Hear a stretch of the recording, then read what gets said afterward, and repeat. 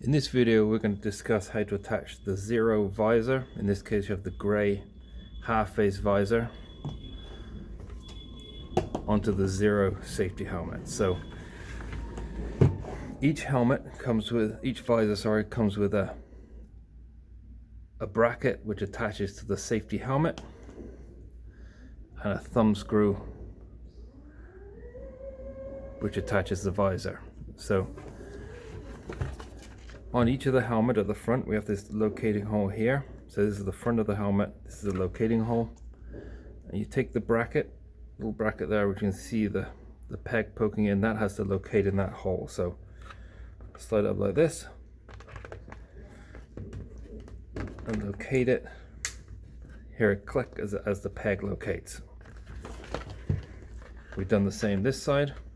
So this is firmly located on there with that locating pin, so it's not going to come out.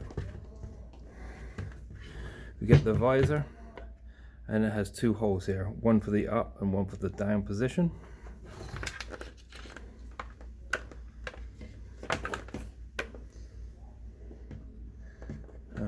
Locate the visor, line up the holes, get the thumb screw and give it a half turn. We're locked in there.